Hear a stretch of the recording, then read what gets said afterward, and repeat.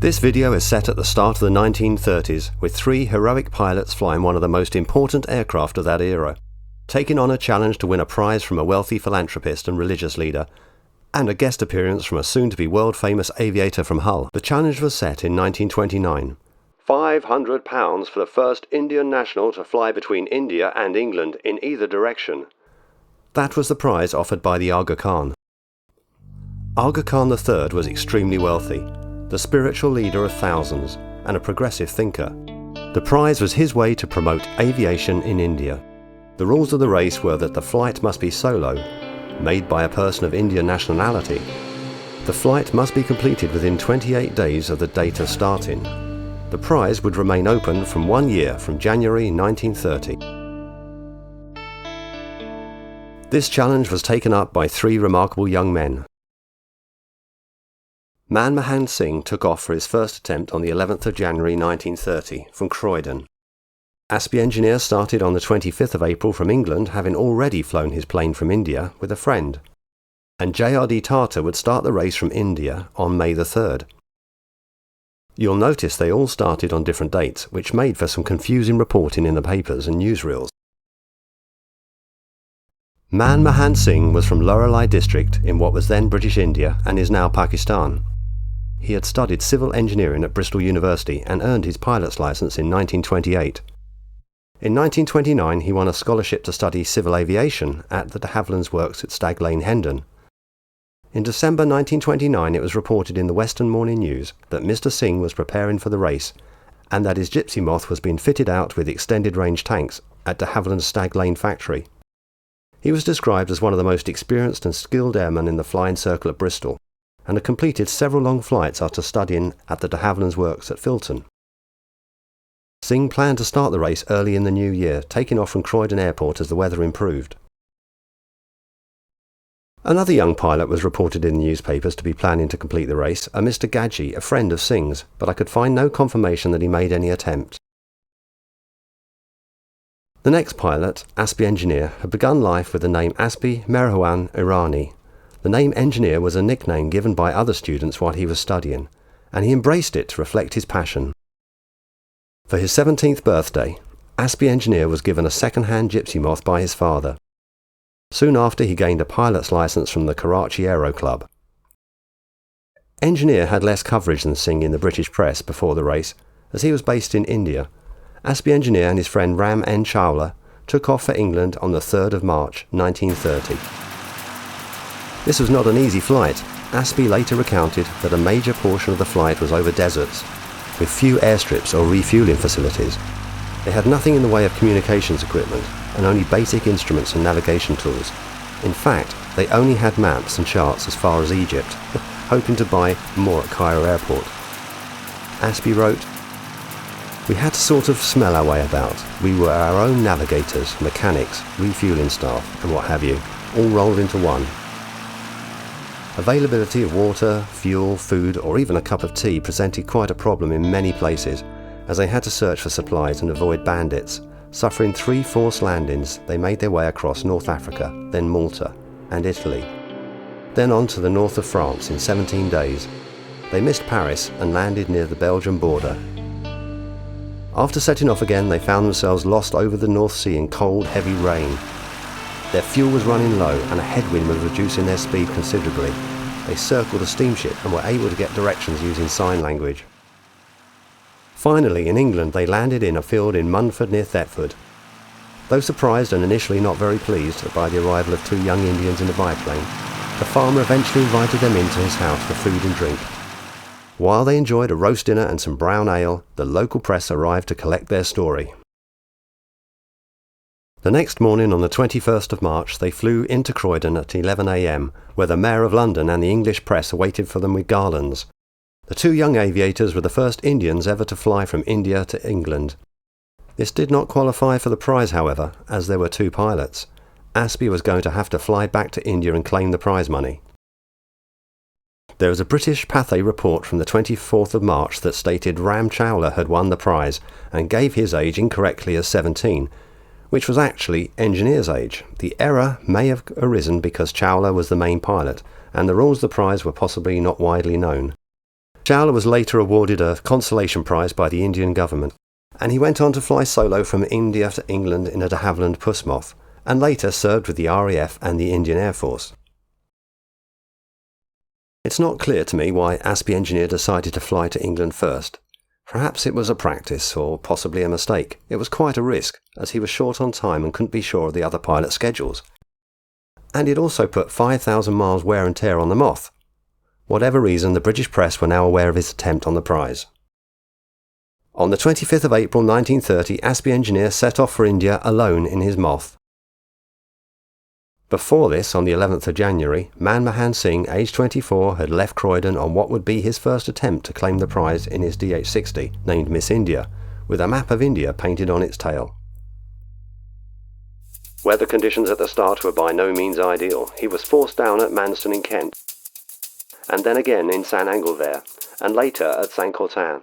After damaging his aircraft near Noyon, he was taken to Le Bourget for repairs. Singh returned to England for a second attempt on the 24th of January, but this too was abandoned after 6 days, when thick fog forced him down on a mountain road in southern Italy, damaging his aircraft and injuring his left eye.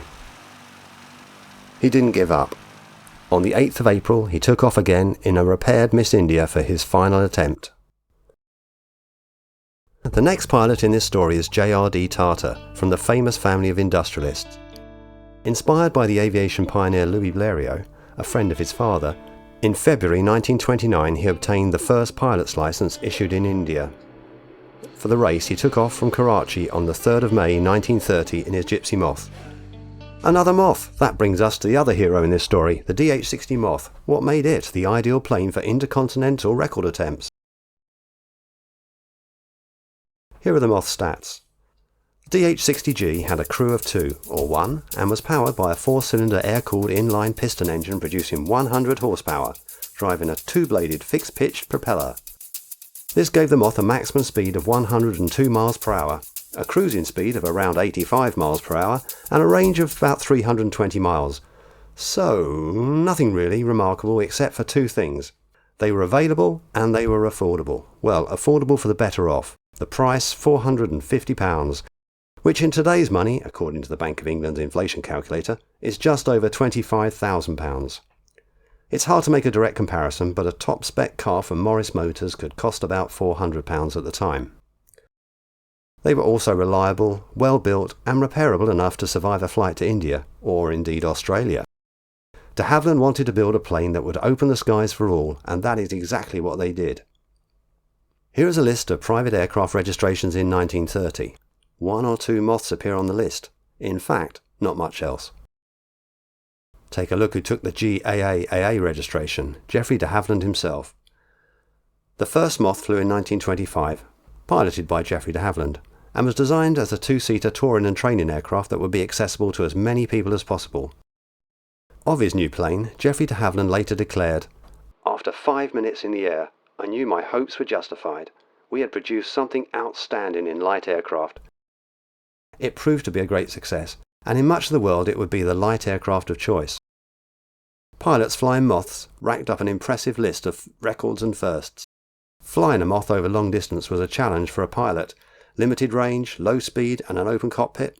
In fact, a flight from Croydon to Paris would be quite an adventure, let alone India. Back to the race and JRD Tata.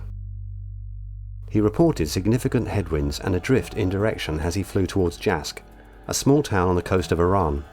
There he stayed overnight before taking off towards Basra, then Baghdad, and on towards Cairo. A faulty compass caused him to drift off course, forcing him to land at a First World War airstrip near Haifa. After taking stock, he took off again and reached Cairo, where he was redirected to land at Alexandria. There he discovered another Gipsy Moth, parked up and out of action. Its pilot was Aspy Engineer, who was waiting for spark plugs to repair his engine and resume the race. Tata later recalled, "He told me he was waiting for some spare plugs, since he had not taken an extra set. This was not very good planning. Since mine was a 4-cylinder aeroplane, I had 8 spare plugs. I gave him 4 of them." Engineer was so pleased and grateful that he insisted Tata take something in return, giving him his Mae West life jacket. He had a Mae West, but no spark plugs. Tata knew he had to make good time to have a chance of winning, but he was unlucky to be delayed in Naples, where he needed military authorization to take off again. From there he flew on to Rome and Paris before the final leg to Croydon. While JRD was in Paris just a few hours from London, Aspy Engineer landed in the Karachi RAF base on May the 11th and won the Aga Khan Prize. 3 days earlier, on May the 9th, Man Mohan Singh and Miss India had arrived in Karachi, but it had taken him more than a month by just 1 day to complete his flight, which must have been a bitter blow, though he could still say he was the first Indian to fly solo from England to India. It is remarkable how close this race turned out to be. As an aside, on the 10th of May, another Gipsy Moth landed in Karachi. This one was called Jason. Amy Johnson was on her way to Australia on a flight that would make her world famous. So who was the first? Ram Chawla was lead pilot in the first flight from India to England. Man Mohan Singh was the first to fly solo from England to India. Aspy Engineer won the Aga Khan Prize under the rules of the race, and JRD Tata completed the journey in the shortest time. All four could be rightly proud of what they had achieved. The race came at exactly the right moment for Indian aviation. That same year, Flight magazine reported plans for the creation of an Indian Air Force, part of a broader move towards Indianisation. Skeptics argued that the Indians lacked the skill to fly and maintain modern aircraft. The achievements of Indian pilots during the First World War, and that of the Aga Khan Prize pilots, answered those doubts far more convincingly than any policy paper ever could. There was prejudice too. Contemporary writing questioned whether Indian ground crew could be trusted. History would prove otherwise. The Indian Air Force went on to play a vital role in the Second World War, and today is the world's fourth largest air force. The Aga Khan's Prize had done exactly what it was meant to do.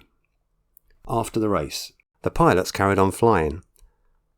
Aspy Engineer served in the Second World War, earning the Distinguished Flying Cross. After independence and partition, he remained with the Indian Air Force, eventually reaching the rank of Air Marshal. JRD Tata never stopped thinking of himself as a pilot. In 1932 he founded Tata Airlines, personally flying the airmail from Karachi to Bombay in a single-engine Puss Moth. His airline would later become Air India, and his contribution to aviation earned him the title of Honorary Air Commodore. Man Mohan Singh also stayed in the air. Though Miss India was lost, he continued racing and flying. And at one point he owned this Puss Moth, which is still flying today. During the Second World War he served with RAF Coastal Command, hunting U-boats over the Atlantic in a Sunderland flying boat, and later in the Pacific Theatre he flew Catalina flying boats. After the fall of Singapore, his unit withdrew to Australia, contributing to a refugee evacuation. In March 1942, during a Japanese air attack on Broome Harbour, Man Mohan Singh was killed. He is remembered today in memorials in Broome, Darwin and Singapore.